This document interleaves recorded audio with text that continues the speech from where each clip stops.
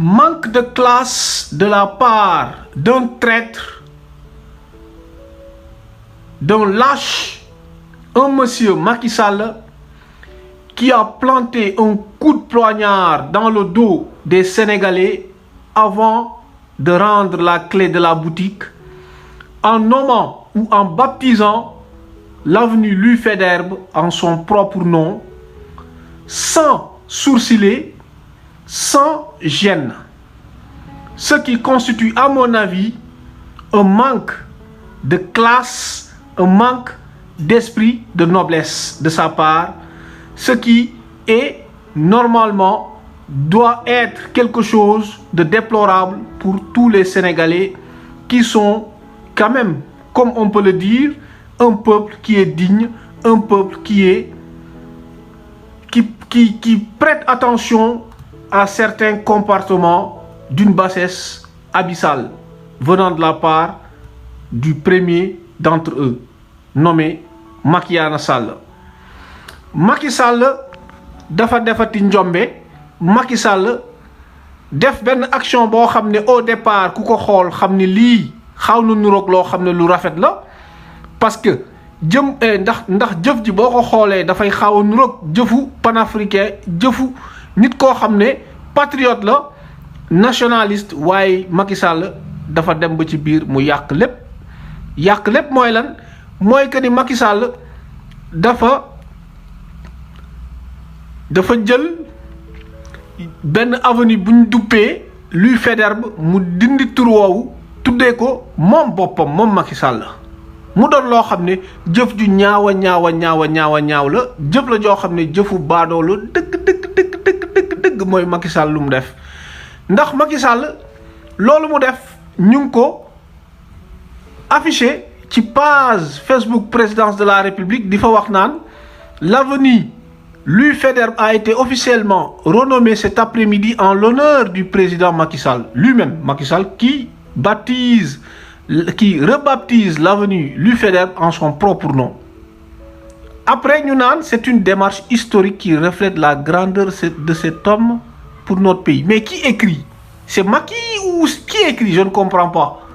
Macky qui écrit en son nom propre, se jetant les fleurs, s'élevant au rang des dieux, ce qui est déplorable.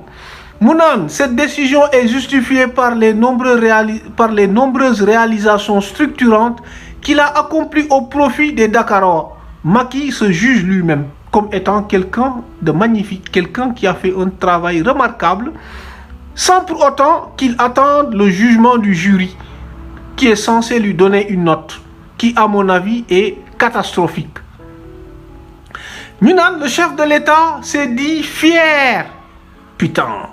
et honoré de voir cette avenue, l'une des épines dorsales de la ville de Dakar, porter son nom. Mais c'est catastrophique. C'est catastrophique que ce monsieur se voit comme étant au sommet de la pyramide, comme étant l'homme le plus beau, l'homme le plus capable, le plus intelligent, ayant accompli des miracles pour cette république malade, parce que empoisonné par lui-même, se disant comme étant un homme fort, intelligent et ayant accompli des résultats remarquables. Je trouve que c'est vraiment dommage, c'est vraiment honteux de sa part de se déclarer comme étant quelqu'un qui a fait un travail de fond, un travail honorable. Malheureusement, ce n'est pas le cas. Mais balaa ñuy sori tuuti dañoo war a def benn historique bu ndaw di wax kan mooy Faidherbe mooy kan Faidherbe góor gi Faidherbe mi nga xam ne moom nekkoon fi gouverneur AOF gouverneur bi nga xam ne moo représenté le colon fii ci Sénégal def fi ay njombe yu bëree Sénégal deful dara lu dul tuddee ko ay monument jox ko ay armes yoo xam ne armes yu am doole kon nañ xool bu baax kan moo nekkoon Faidherbe yaa ngi gis Faidherbe dafa doon ab ndaw boo xam ne ca Lille la nekkoon foofu la sokkee ko waa Lille la ca France yaa ngi gis ñu ngi koy wax ni ñu ne Faidherbe c'est un jeune Lillois sans éclat maanaam Faidherbe ndaw la woon boo xam ne waa Lille la woon boo xam ne bii daanaka amul woon lenn loo xam ne mandarga buy wane ni ku xarañ la maanaam nit ku ordinaire la woon koo xam ne kii amul lenn luy wane ni dëggantaan que ni kii yàlla jox na ko ay yàlla jébbal na ko ay don yoo xam ne yii koo gis xam ni kii de war na mën a am avenir ñu ne loolu yëpp Faidherbe kenn gisu ko woon ci bu muy doon ndaw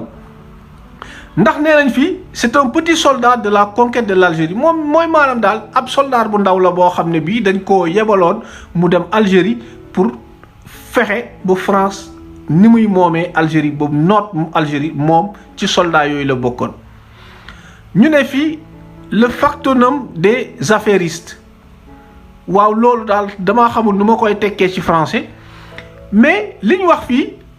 ñu ne c'est le pacificateur du Sénégal yaa ngi gis ñu def le pacificateur entre guillemets ñu ne daal Faidherbe mooy koo xam ne kii moom moo indi jàmm ci Sénégal léegi question bii ñu wax naan moo indi jàmm fii ci Sénégal loolu nag laay toj yax bi nag laay toj xam nga tubaab lii waxu tubaab la tubaab yee ko wax ñu ne le pacificateur du Sénégal mooy maanaam moom moo indi jàmm ci Sénégal loolu wax jooju boo koy dégg mooy lan mooy que ni Faidherbe jamono yu français yi nekkee Sénégal di ko noot dafa amoon ba tey ay nit yoo xam ne dañ doon xeexal tubaab bi fexe ba tubaab bi moomul woon Sénégal ndax tubaab bi defoon na lu bare pour moom Sénégal mais mënul fexe ba moom Sénégal parce que tout le temps dafa am ñoo xam ne dañ doon di xeex Faidherbe di xeex tubaab bi di xeex ay nit yoo xam ne ay nit ñu weex la ñu bëgg a noot Sénégal waaye Faidherbe moom bu ñu ko defee un administrateur boo xam ne dafa ñëw pour imposer waa Sénégal dictature français yi moom Faidherbe moo doon dugg ci dëkk yu ndawaan yi village yi di ko taal di fa rey ay nit yu bare pour muy clair dama leen di jox benn exemple rek moom Faidherbe jongante woon nag Cheikh Omar Foutiyou Tall ci jongante yooyu noonu moom Faidherbe jàppoon na lu toll ci 400 ndaw sénégalais bi mu leen jàppee li mu def moom Faidherbe mooy dafa gas ngandi maamu kamb ay kamb yu bari yoo xam ne dafa jël yooyu ndaw dugal leen ci kamb yi daal di jël ay matt sotti ko ci kaw ndaw yooyu jël essence sotti ko ci matt yi taal ko boo xale yi yëpp boy ba nekk ay dóom moom Faidherbe bi mu defee loolu maltraité sénégalais yi traumatisé leen fexe ba France am ndam ci kaw Sénégal ci lañ ko naan yow Faidherbe wa dañoo war a yokk say ndombal tànk ci lañ ko tabb mu doon koo xam ne kii mooy le chef suprême de l'administration coloniale ci Sénégal mu doon koo xam ne ku bon la li mu rey ci sénégalais kenn xamul nu mu toll ba tax na France képp koo xam ne def nga bii liggéey bu toll noonu dañ lay récompenser moo tax France balaa moo génn Sénégal ñu fexe ba moom ca Saint-Louis nga xam ne foofu la capitale bi nekkoon moom fi mu nekkoon moom Faidherbe ñu def fa monument te boo demee sax Lille fi mu sokkee ko boo fa demee fekk fa ay monument dinaa wane fa tey léegi waaye daal nañ continuer analyse bi rek ci liñ jot a bind fii ci li Faidherbe dem ca Sénégal dégg nga yaa ngi gis ñu naan c'est un technicien du colonialisme c'est-à-dire que Faidherbe nit la koo xam ne ni ñuy nootee ay réew wala ni ñuy nootee ay doomu aadama ba France moom leen moom Faidherbe doon na nekkoon na ci koo xam ne ku ràññeeku la woon ci loolu léegi ñu ne c'est un idéologue raciste maanaam Faidherbe dafa jàpp ni nit ku weex dafa féetee kaw nit ku ñuul maanaam nit ku ñuul daal ab bàyyi ma la boo xam ne dañ koo war a jëriñoo di ko duma teg ko ci yoon woo xam ne wii buñ ko ci tegee dafay mën a jëriñ nit ku weex moom Faidherbe loolu la gëmoon moo tax mu rey nit ñu ñuul yu bare ñoo xam ne dañoo bañ tubaab noot leen yaa ngi dégg ñu naan fii c'est une icône de la république coloniale moom Faidherbe ça veut dire nit la koo xam ne service bu mu rendre France service bu rëy la ba tax na France da koy gërëm di ko gërëm ba fu gërëm àgg yaa ngi gis moom Faidherbe ñu ngi ko jox ab statut boo xam ne statut bi fii boo xoolee statut bi fii statut bi ngay gis ni moom Faidherbe mu nga taxaw fii ca Saint-Louis la Ndar tubaab yee ko fa sampan ndax li mu rey ci ay sénégalais kenn xamul nu mu toll te ci rey yooyu noonu mu def moo tax ba France mën a gaaw a noot Sénégal moo tax France rendre ko hommage république bu Sénégal bi nga xam ne français yi ko samp république boobu tam continue di rendre hommage Faidherbe mi ngi nii taxaw team sénégalais yépp di saw seen kaw imposer leen ba France mën a am ndam ci kaw Sénégal noot Sénégal dominer ko ba suñu jon yàlla yi tey. waaye itam boo demee ci dëkk bu mu sokkee ko ca Lille boo demee da nga fay fekk monument boo xam ne bii tamit Faidherbe ne ci kaw yorab jaaseem yéeg ci kaw fasam di ko war di wane ni moom jàmbaar la moom dafa rendre service boo xam ne bii service bu jéggi dayo la ba tax na sénégalais yépp a mujj lem seen geen ne muut nangu domination bi France teg ci kaw Sénégal loolu la Faidherbe liggéey ci Sénégal. waaye ñu ne déeta waay Macky Sall bi mu demee ba dindi boobu tur tuddee tur wi turu sénégalais ma jàpp ni kon moom Macky Sall waroon naa sax jéema jël turu Cheikh Omar Foutiyou Tall duppee ko boobu yoon pour rendre hommage à nos valeureux hommes d'État, à nos valeureux guerriers et héros. moom Macky Sall defu ko dafa jëlaat beneen colon bu ñuul bu mel ni moom buy moom jël duppee ko boppam maanaam Faidherbe bu bees la Macky Sall jàppee boppam bi nga xam ne moom nootkatu sénégalais la loolu la Macky Sall def jël boppam tuddee boppam boobu tali di dominer waat sénégalais yi ci kaw beneen sénégalais boo xam ne bii sénégalais bu ñuul la waaye tubaab la di Macky Sall Faidherbe bu bees di dominer waat sénégalais yi mu doon idée boo xam ne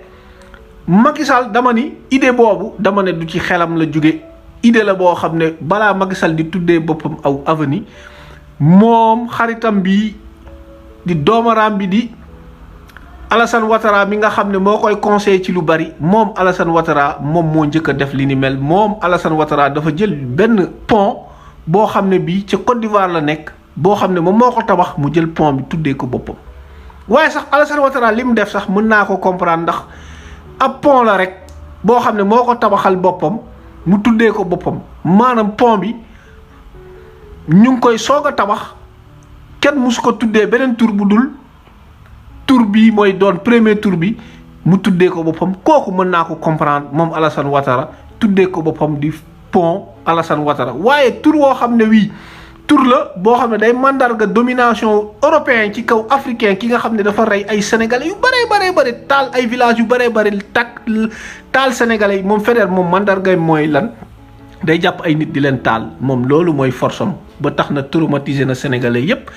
léegi Macky dindi boobu tur naan day toppandoo Alassane Ouattara te xamul nuñ koy toppandoowee mu dem jël boobu tur tuddee ko boppam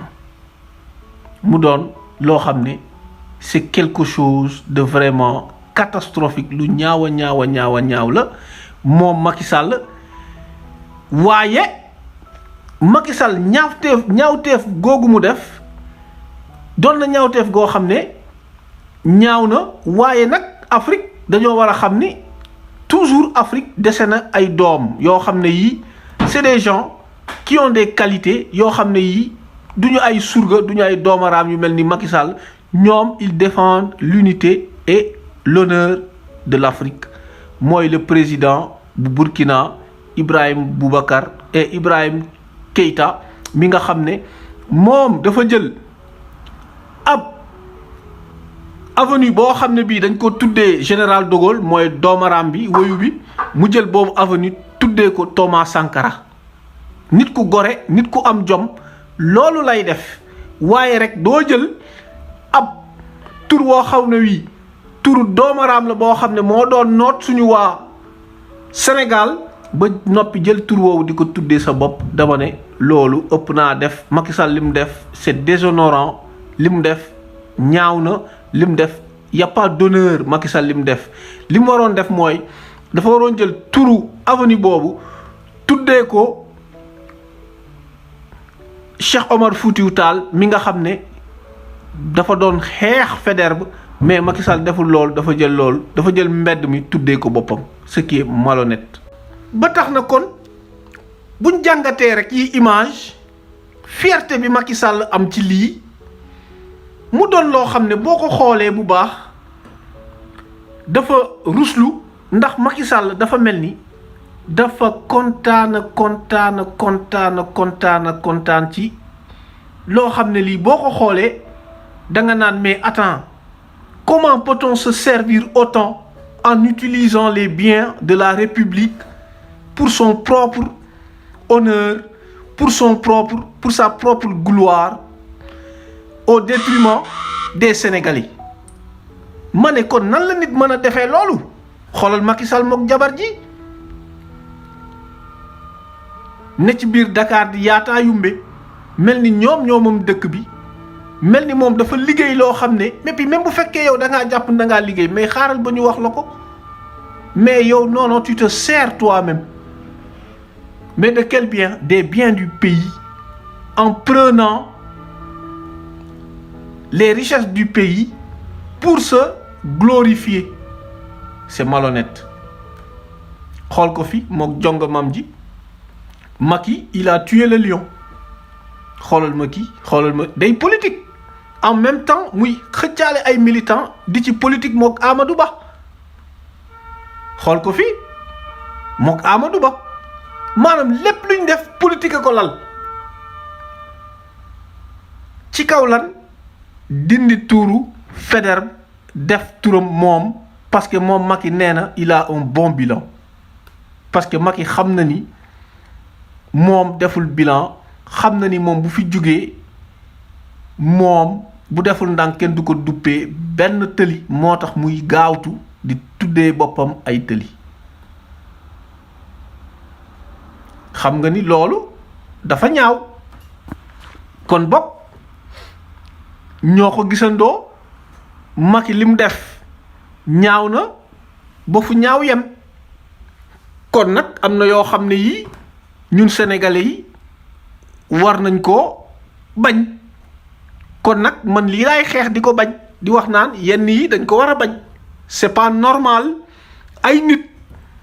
jël alalu réew mi bi nga xam ne dañ leen koy jox pour ñu liggéey, ñu naan ñoom liggéey nañu te xaaruñ sax sénégalais yi wax leen ni ñoom dañoo liggéey, jël ko di ko wane, di ko fësal, wax naan ñoom ils ont travaillé ci alalu réew mi, di def loo xam ne lii boo ko xoolee bu baax da ngay xam ni c'est contre nature, c'est pas sérieux, c'est pas sérieux. xoolal Marème Faye Sall fii moom jàpp ne moo téegal gaynde gi mook jëkkëram ji xaaruñ bañ ne le ñoom ñoo liggéey, waaye déedéet dañoo jël mbir mi aakimoo ko di yaataa yumbe di lëmbal biir Ndakaaru. duma naan Baba Ndiaye, déedéet dama naan ñoom Marème Faye Sall di lëmbal, moom Macky Sall di lëmbal biir Ndakaaru. xool leen, xoolal li, xoolal bi mobilisation politique ci kaw, walla waaw ci kaw sénégalais yi, ci ndoddu sénégalais yi lañ koy def. sénégalais yoo xam ne yi amuñ xel, li ñu leen teg rek ñoo ko mérité quoi en fait. est-ce qu'ils savent, ils connaissent, ils savent les enjeux? xoolal ma lii, xoolal ma lii, xoolal Marème Faye Sall lii ñaaw na quoi. c'est pas normal. bu fekkoon leneen la ñuy inauguré sax ma ni waaw, mais inauguration boo xam ne bii ñoom dañ koo def ci ndoddu sénégalais yi, c'est pas normal. inaugurer li nga moom, inaugurer li nga mérité, mais bul jël loo xam ne lii du sa mérite nga koy attribuer sa bopp. c'est pas normal. lii dafay wane ni ñoom ils n'ont pas un certain code d'honneur. c'est des gens yoo xam ne yii c'est la victoire rek, ñoom daal nañ am victoire rek, mais tout le reste c'est pas leur problème quoi. xoolal lii, xoolal sur les couleurs de l'APR, sous les couleurs de l'APR, gëmal yëpp politique la en fait. xoolal Amadou, le faux type Amadou qui fait le sage en attendant qu'il prenne le pouvoir pour niquer Macky et sa femme. xoolal ma lii, xoolal lii rek, c'est pas normal. xoolal ma lii, Macky Sall durus, c'est pas normal. xoolal ma lii, xoolal lii, xoolal lii, xoolal ma ces vieux xaw ma naka traditionnel.